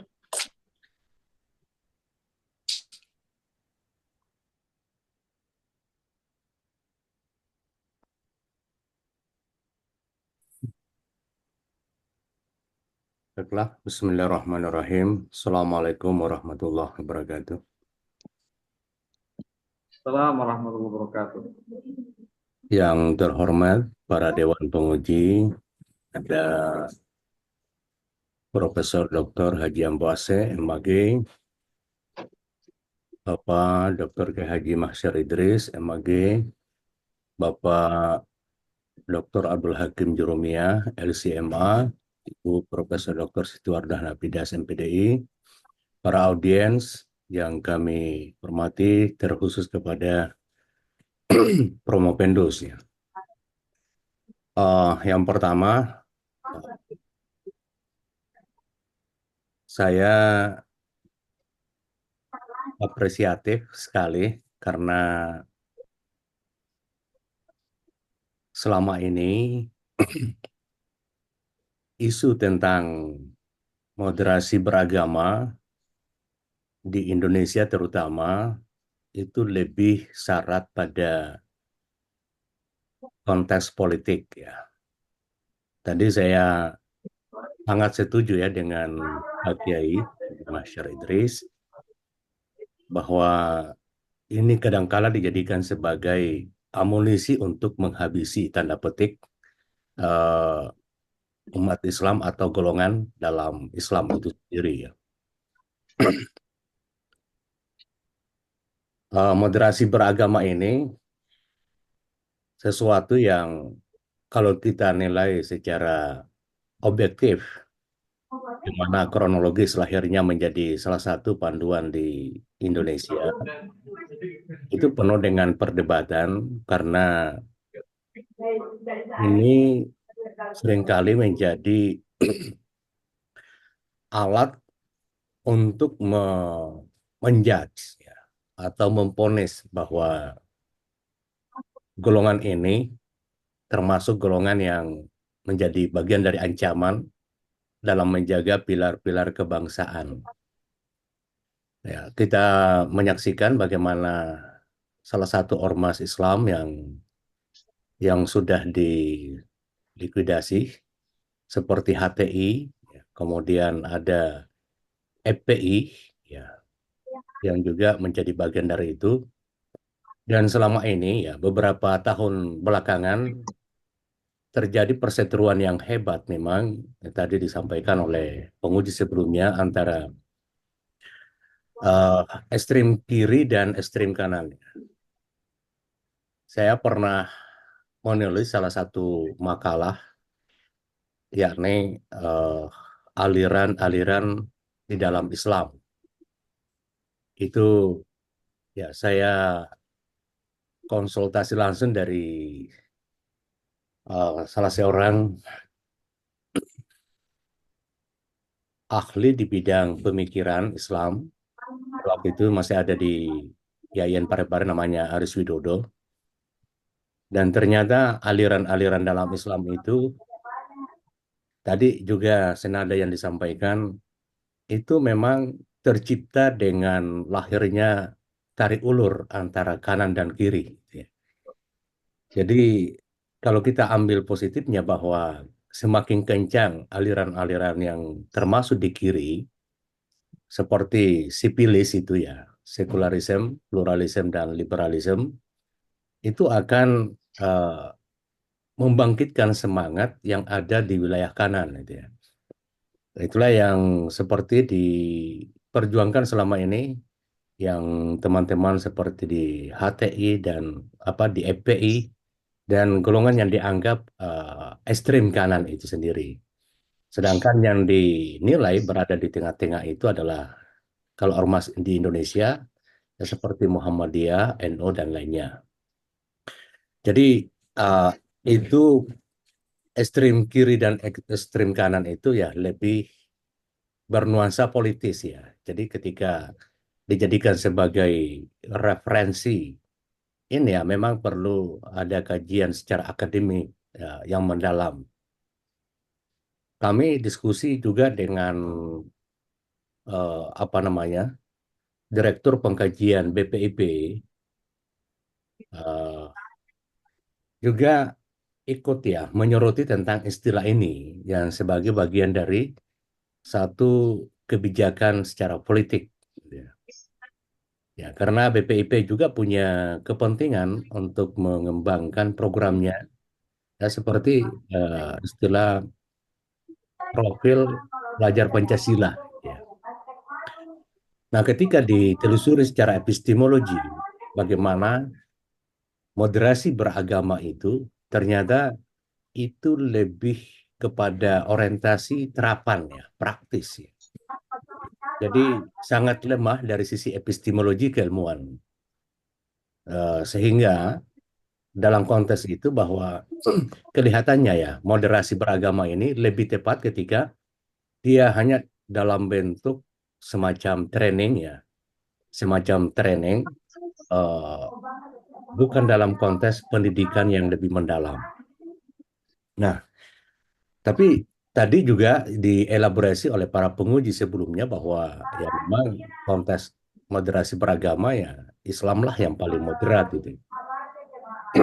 Jadi ini nanti peneliti ya saya kira bisa lebih mencermati lebih mengelaborasi secara mendalam bagaimana moderasi beragama ini dilihat secara filosofis, ya, termasuk secara ideologis dan politis, dan tentunya secara teologisnya, ya.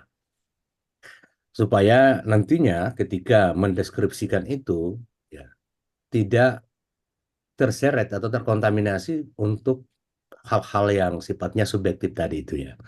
Jadi kita memang patronnya adalah menggunakan pendekatan akademik untuk melihat tentang term moderasi beragama itu sendiri.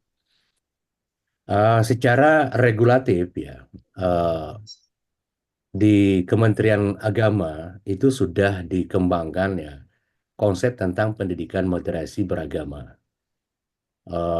Saya melihat, ya, ini perlu Pak Permopendus yang mengutip dari regulasi terbaru, ada Peraturan Menteri Agama Nomor 3 Tahun 2024, itu tentang penguatan moderasi beragama.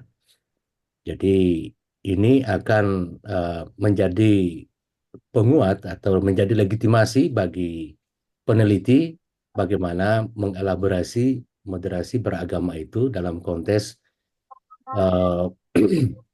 pendidikan itu sendiri, ya. Jadi secara akademik bahwa selama ini ketika kita merancang kurikulum selalu diinstruksikan bahwa harus bernuansa moderasi beragama. Bahkan kita mencari mata kuliah tertentu untuk prodi tertentu itu di mana brandingnya moderasi beragama. Jadi ya misalnya kalau di PAI, ya, biasanya ada yang Islam pluralis itu, ya. Itu dulu yang dikembangkan oleh almarhum Dr. Haji Jamaluddin M. Idris, itu, ya, Islam pluralis. Kalau sekarang, ya, ada beberapa mata kuliah yang memang disarankan untuk penguatan moderasi beragama yang lebih kepada toleransi, ya. Termasuk ketika berbicara mata kuliah kepemimpinan pendidikan Islam. Itu supaya bisa berdiri di tengah-tengah, tadi disebut sebagai tawasud, ya, tasamu, dan seterusnya. Maka seorang leader itu harus berada di posisi tengah-tengah itu, ya. Jadi memang anjuran dan bahkan instruksi bagaimana penguatan moderasi beragama itu melalui dengan jalur pendidikan, dan tentu bagi orang tarbiyah dalam hal ini di Fakultas Tarbiyah kita sudah mengembangkan, ya, konsep, bahkan konsep pembelajaran terkait dengan moderasi beragama. Salah satu contohnya adalah misalnya moderasi beragama itu keterbukaan, sikap keterbukaan atau menghargai perbedaan. Maka salah satu yang perlu dikembangkan adalah menciptakan suasana perdebatan di dalam setiap pembelajaran. Jadi ketika anak-anak dibiasakan atau diciptakan suasana perdebatan, maka dengan sendirinya dia akan menghargai perbedaan pandangan itu sendiri. Itu salah satu konsep dalam hal moderasi beragama. Nah, kemudian tentu tadi di latar belakang itu, ya, perlu dipertajam, diperkuat tentang riset gap-nya, ya. Di riset gap-nya itu, yakni kita sudah Saya dari menyampaikan, ya, kita sudah menyampaikan tentang, saya cuman ingin ya, kita sudah menyampaikan tentang landasan normatif dan yuridis tentang bagaimana konsep moderasi dalam beragama bagi ex napi teroris ini. Lalu bagaimana faktanya di lapangan? Ketika ada ex napi, ya, lalu kembali ke dunia yang diklaim sebagai teroris itu, ya, itu apakah ada laporan seperti itu, ya? Artinya tidak ada perubahan padahal sudah mengikuti pendidikannya, pembinaan, dan seterusnya. Ini perlu dielaborasi, dicari secara mendalam. Berarti kalau ada yang seperti itu, ini ada sesuatu yang perlu diperbaiki, gitu, ya. Jadi mungkin ada konsep yang selama ini dikembangkan, tapi tidak merubah kesadaran atau mindset sesuai dengan harapan, misalnya, ya, lembaga-lembaga yang menangani hal itu. Kembali ke NKRI misalnya, itu, ya. Jadi apakah ada kasus-kasus seperti itu? Dan ketika ada kasus seperti ini menunjukkan penting untuk dilakukan riset dalam kerangka untuk membenahi sistem pembinaan, ya, sistem pembinaan bagi ex-napi teroris itu sendiri. Eh, Lalu tadi di rumusan masalah itu, kalau memangnya ini yang menjadi eh, kesepakatannya, ya ada 4, ya bisa disusun ya, disusun dalam konteks nomor urutnya ya, urutannya dari rumusan masalah itu. Jadi yang pertama itu kita bicara tentang materi, kemudian tentang medianya, lalu metodenya, dan terakhir itu evaluasi ya. Jadi ketika berbicara evaluasi selalu ada di terakhir ya. Karena sebelumnya itu akan dievaluasi semua gitu. Jadi tadi saya lihat medianya yang terakhir itu ya. Jadi itu tinggal di teknisi Mami urutannya. Kemudian ini fokus penelitian dan deskripsi fokus ya. Supaya pembaca tidak memiliki tanggapan yang bias dan bahkan peneliti sendiri tidak kemana-mana ya ketika ada pembatasan yang jelas itu ya. Jadi misalnya fokus penelitian itu ya kita deskripsikan ya pendidikan moderasi beragama yang peneliti maksudkan itu apa ya. Dan apa di indikator-indikator dalam konteks pendidikan moderasi beragama. Jadi ruang lingkupnya apa itu ya. Begitu juga dengan ex narapidana teroris itu. Di mana ruang lingkupnya yang menjadi kajian atau fokus penelitian nantinya. Nah, disitulah eh, akan tergambar di matriks tabel matriks penelitian ya. Jadi kita narasikan dulu baru dibuatkan matriksnya. Nanti di eh, deskripsi fokus ya. Jadi deskripsi fokus itu kalau di matriks pendidikan moderasi beragama ada sampai 5 poin, maka 5 poin itulah yang dinarasikan, yang dijelaskan gitu ya. Jadi ya eh, dijelaskan satu persatu supaya eh, apa itu misalnya yang disebutkan di sini ada persepsi, ada ideologi, ada politik, ada ekonomi ya. Jadi kita narasikan itu ya di deskripsi fokus. Kalau misalnya narapidana teroris itu karena faktor persepsi, apa yang dimaksud dengan itu menurut peneliti ya. Begitu juga dengan aspek ideologi, politik, dan ekonomi ya. Nah, eh, ruang lingkupnya tentang moderasi agama di sini ada disebut komitmen kebangsaan, anti kekerasan, toleransi, penerimaan terhadap tradisi ya. Jadi itu dinarasikan juga ya. Supaya misalnya ya, ini yang agak sensitif penerimaan terhadap tradisi itu ya. Jadi perlu ada pembatasan juga dari peneliti. Jangan sampai ya tradisi apa saja itu yang dikategorikan ini harus diterima semua ya. Ya, jadi apalagi sekarang ini kan permainan atau konspirasi di media sosial itu kan selalu dipiralkan ya. Ini juga yang melahirkan semacam tindakan-tindakan eh, menggiring kita ke ekstrem kiri atau ekstrem kanan gitu. Jadi misalnya adanya eh, influencer yang menyudutkan tentang imigran Yaman gitu ya. Dari adanya isu ini di apa ya, yang digaungkan itu akan mendapat lagi reaksi dari pihak kanan itu ya. Jadi itu perdebatan yang tiada akhir seperti itu ya. Tapi ini juga ada aspek positifnya karena semakin kencang ya dari kiri menyerang, misalnya mengangkat isu-isu tertentu, itu akan membuat solid di bagian kanan lagi gitu ya. Jadi ini akan apa namanya? Akan melahirkan kristalisasi di wilayah kiri dan wilayah kanan gitu ya. Jadi itu yang perlu dinarasikan setiap komponen-komponen tadi yang menurut peneliti apa ya yang dimaksud dengan toleransi, apa yang dimaksud dengan penerimaan tradisi, apa yang dimaksud dengan eh, komitmen kebangsaan, anti kekerasan, dan seterusnya. Oke. Jadi itu di fokus penelitian diuraikan secara detail supaya pembaca dan bahkan penguji pun itu bisa memahami, oh ternyata eh, Pak Saiful selaku peneliti hanya membatasi wilayah kajiannya di seputar ini, gitu ya. Jadi supaya nanti juga dalam dalam penelitian lapangan itu tidak bias, gitu, tidak kemana-mana. Kemudian eh, metode penelitian kualitatif, studi kasus ya. Jadi di teknik analisis datanya ya supaya itu diuraikan tahapan-tahapan menganalisis data studi kasusnya ya.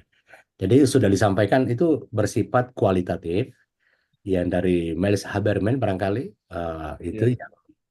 Tapi bisa itu kan baru payung ya. Jadi kalau lebih spesifiknya itu case study-nya seperti apa ya bisa mengutip dari Steck atau dari Criswell ya, dan seterusnya. Itu salah satunya bisa diambil. Itu tahapan-tahapan di dalam menganalisis studi kasus ya. Jadi misalnya ya ada observasi langsung ya, ada istilah observasi partisipasi, kemudian ada wawancara dan ada studi dokumen, ada interaksi fisikal dan seterusnya. Jadi itu kalau data studi kasus seperti ini diolahnya seperti apa? Jadi itu ya tentu punya prosedur tersendiri dan para pakar penelitian itu sudah mencoba menyusunnya dan memperkenalkan kepada kita. Jadi Pak Saiful bisa mengambil salah satunya yang mana dianggap lebih relevan dengan kasus yang kita teliti itu sendiri. Ah, tentang sumber data ya, sumber data ini yang sifatnya primer. Kalau yang ditulis itu yang terpapar barangkali terorisme dari aspek ranah keyakinan, ideologi, politik, ekonomi ya. Itu sebatas pembatasan kita. Ya. Boleh jadi di lapangan ada aspek yang lain itu ya. Jadi aspek yang lain itu ya misalnya bukan karena aspek ini, tapi misalnya dia korban eh, brainwash ya melalui media sosial. Ada pencucian otak ya, misalnya melalui dengan media sosial. Jadi boleh jadi ada yang terpapar seperti itu menjadi korban dan itu juga bisa dimasukkan ke dalam kontes itu ya. Jadi itu sifatnya fleksibel karena penelitian kualitatif itu sifatnya naturalistik dan induktif, yakni bagaimana membaca fakta dan data di lapangan secara detail, secara komprehensif, itulah yang dikanalisasi, diklasifikasi untuk dikonstruksi melahirkan konsep dan teori ya. Jadi benar-benar kita membaca fakta dan data lapangan. Jadi untuk sementara kita ambil 4 ranah ini, tapi tidak menutup kemungkinan fakta di lapangan ada klasifikasi yang lain itu ya. Jadi itu nanti kita bisa elaborasi, kita bisa kembangkan itu. Jadi pada prinsipnya bahwa penelitian saudara Saiful ini tentu secara akademik ini sangat menarik, tapi dalam konteks pelaksanaan di lapangan ini agak sedikit sensitif barangkali ya, atau punya tantangan tersendiri. Dan saya pikir Pak Saiful akan bisa menangani tantangan itu, bagaimana membangun keterbukaan dari para informan-informan kunci di lapangan itu. Itu yang sangat penting bagi saya dan insya Allah eh, saya yakin Pak Saiful bisa menyelesaikan hal itu. Sekira demikian, mungkin ada tanggapan Pak Saiful. Ya, tadi terkait dengan eh, pertanyaan Bapak tadi terkait dengan sistem pembinaan karena adanya mungkin pelaku teroris yang kembali ke habitatnya semula. Itu ada beberapa yang telah menjalani proses pembinaan itu, tapi setelah itu kembali. Tapi ini perlu pengkajian kembalinya karena dunia terorisme ini kan yang punya banyak jebakan-jebakan Batman. Apakah karena dia terjebak atau Kemudian yang kedua, para ex-narapidana terorisme itu ibaratnya diperebutkan, Pak. Diperebutkannya pertama dari aparat itu sendiri, bagaimana dia mengembalikan ke pangkuan NKRI. Kemudian yang kedua, bagaimana direkrut kembali oleh jamaah di mana komunitas mereka sebelumnya. Jadi disinilah peran sebenarnya yayasan untuk melakukan pendampingan, karena dianggap yayasan ini yang telah pernah mengalami, telah pernah menjalani, paham tentu trik dan psikologi orang-orang yang telah menjalani sehingga terapinya bisa lebih baik. Ada, tapi meskipun terkait tadi dengan moderasi gerakan terorisme itu, memang kita fokusnya pada sikap dan pengalaman fenomena di lapangan. Kalau kita coba mengkuantifikasi, memang angka-angkanya itu lebih banyak dilakukan atau berbasis agama. Dan itu sebagai besarnya simbol-simbol Islam yang dipakai, contohnya jamaah Islamiyah, jamaah Ansaru Daulah, itu kan istilah-istilah Islam, dan itu menjadi stereotip buat orang bahwa ini adalah bagian dari ekstremisme agama Islam. Meskipun tidak menutup kemungkinan ada juga contohnya kelompok ekstremis radikal dan teroris di Poso contohnya, yang ketika terjadi konflik ada yang melakukan didampingi hari ini juga menjalani proses moderasi ya dari kalangan pengikut Tibo, Damanik dan sebagainya. Kalau di luar mungkin ada gerakan di Myanmar ya berbasis agama Buddha, dan di Hindu di India, dan mungkin atas dasar agama Katolik di Irlandia. Tapi khusus untuk Indonesia memang kalau dikuantifikasi nyaris mereka yang terlibat dalam gerakan terorisme itu adalah berada di bawah payung komunitas bahkan jamaah yang mengklaim diri sebagai bagian daripada Islam. Nah, itulah sehingga stereotip bahwa Islam, apakah motifnya tadi adalah politik, keyakinan, atau karena motif ekonomi. Jadi insya Allah masukan-masukan dari Bapak Dr. Halik tadi sangat berharga. Kami akan coba formulasi supaya lebih komprehensif lagi. Terima kasih. Ya, tadi yang kembali ke habitatnya itu bisa penting ada laporan resmi ya dari sumber yang resmi, maksudnya itu menjadi pembanding ya, jadi pembanding, dan itu akan menjadi satu perdebatan yang kalau istilahnya itu ya ada dialektika yang sengit di dalam, bahwa ini ada hal yang perlu ditinjau ulang ya, dalam konteks pembinaan narapidana, karena masih ada yang kembali ke habitatnya itu tadi ya. Tapi untuk data itu ya tentu kita harus ambil dari laporan yang resmi dan seterusnya itu ya. Ya, Pak.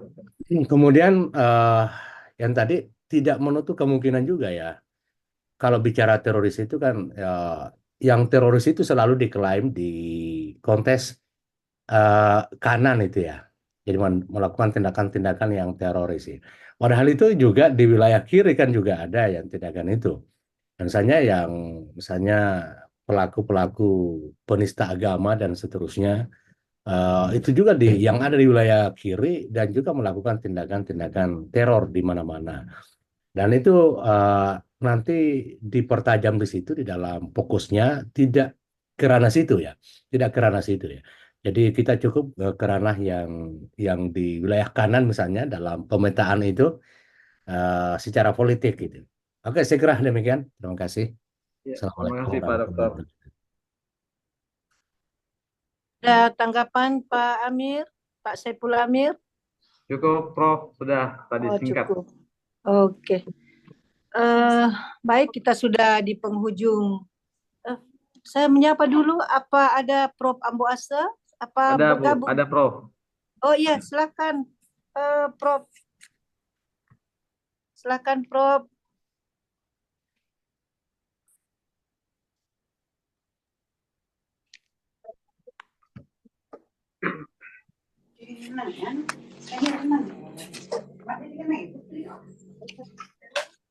Ini tanda tangan. Bisa dikontak dulu Pak Saiful. Assalamualaikum, Prof. Kontak dulu, Pak Sepul. Ya, ada Mi di dalam bisa lihat. Ya, ada di Ada Zoom. Mi. Ada. Oh iya, iya. Assalamualaikum. Silakan, Prof. Ya. Assalamualaikum warahmatullahi wabarakatuh.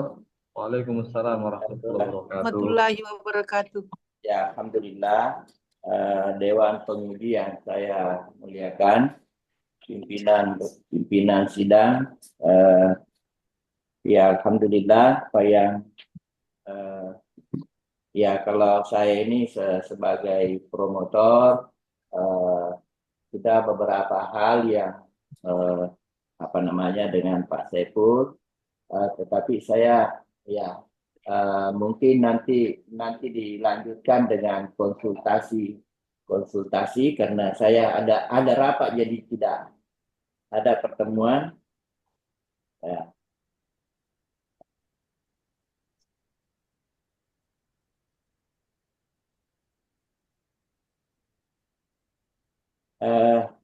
Ya saya menganggap, saya kira sudah begitu dulu. Nanti saya nanti Pak Saiful konsultasi langsung lagi kepada saya. Ya, Prof. Dengan berbagai koreksi yang dikemukakan. Ya, Prof. Insyaallah. Para penguji, ya saya kira. Masuk Pak Rahman.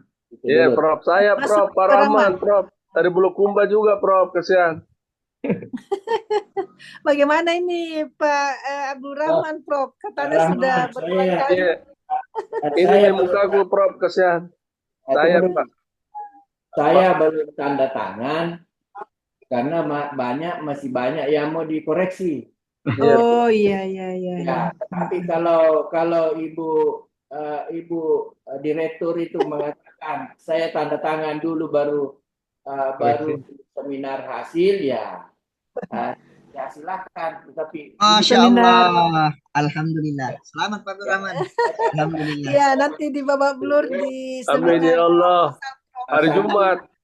Buatkan penuh berkah. perbaikannya. Ya nanti dikirim perbaikannya. Kira begitu. Oh iya. Prof, hari Jumat ini, Prof. Ada sinyal Pak Abdul Rahman. Ya, amin. Nanti di seminar proposal baru banyak masukannya, Pak Prof. Ya. Terima kasih banyak, Prof. Ya, Prof. Jangan seminar proposal tanggal 13. Ya, Prof. Baik. Terima kasih banyak, Prof. Terima kasih banyak juga, Prof. Silakan, Prof, beraktivitas kembali.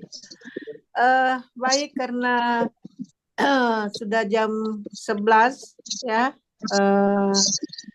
Hampir 30 menit ya. Jadi saya sebagai penguji terakhir ya, Pak Saiful, tadi sudah diurai banyak masukan-masukan yang diberikan oleh para penguji.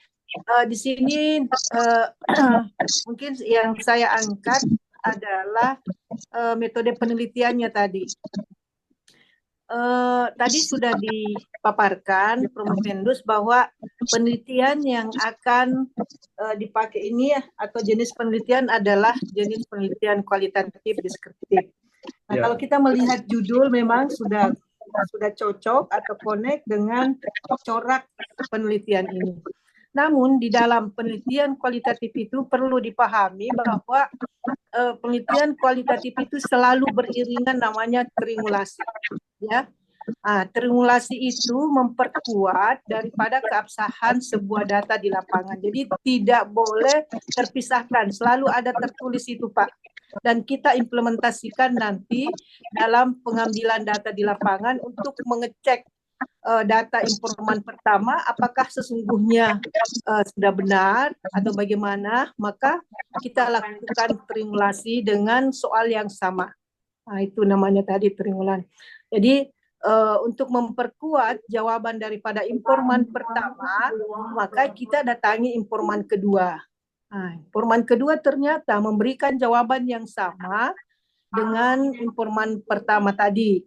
Nah, makanya di bab pembahasan nanti hasil penelitian itu tidak boleh berdiri sendiri hasil penelitiannya dari informan pertama. Selalu ada kata dipertegas diperkuat oleh informan kedua sampai ketiga. Nah, itu keabsahan dari sebuah data dari penelitian kualitatif. Maka tidak boleh terpisah tadi itu istilah trimulasi itu tadi, ya. Nah, ini mungkin bisa dipahami ya di dalam penelitian kualitatif. Makanya penelitian kualitatif itu lebih tebal di hasil penelitian ketimbang kajian teori. Tidak sama dengan kuantitatif. Kalau kuantitatif itu lebih tebal kajian teorinya karena kita berangkat dari teori. Sementara kalau kualitatif itu yang lebih tebal, banyak datanya itu adalah di pembahasan. Judul bisa saja berubah dari hasil data yang kita dapatkan dari itu tadi, dari informan atau dari data yang kita gali secara jenuh. Jadi itu bedanya. Jadi kita harus tahu perbedaan. Jadi kalau ada penelitian kualitatif yang hasilnya hanya berapa lembar itu dia tidak paham itu penelitian kualitatif. Ya. Jadi penelitian kualitatif itu harus tebal atau harus banyak data yang kita ambil dari lapangan yang biasa juga disebut secara tuntas, secara jenuh. Jadi kita ambil data sedetail-detailnya, kita mewawancara informan sampai jenuh, istilahnya dalam penelitian kualitatif. Ya, tidak sama kalau kuanti, boleh saja kita ungkang-ungkang kaki di rumah, kuesioner kita diedarkan oleh orang lain, boleh. Tapi kalau kualitatif, kita sebagai kunci utama di dalam mendapatkan data di lapangan, menemui informan, tidak boleh diwakili. Ya, nah, jadi seperti itu. Saya kira itu saja yang saya berikan dalam virtual ini. Mudah-mudahan Pak Saiful bisa melengkapi draft proposalnya dan hubungi Pak Abdil untuk minta surat izin penelitian dan start oleh sekarang. Jangan tinggal tidur lagi, ya. Begitu juga Pak Abdul Rahman. Siap, insyaallah. Pak Abdul Rahman itu sudah ada sinyal tadi diberikan oleh Pak Prof. Baik, saya kira di penghujung acara ini Pak Dr. Raya Mangsi ini, menguji bagaimana ya, berikutnya? Pak Dr. Raya Mangsi itu nanti kita hubungi ya secara langsung karena tidak berada di tempat. Beliau lagi sibuk, ada pertemuan dengan menteri siapa ya 2 hari ini sejak kemarin sampai sekarang. Dihubungi saja beliau bagaimana tindak lanjutnya nanti. Oke, saya kira mari kita bersama-sama membaca hamdalah menutup kegiatan ini.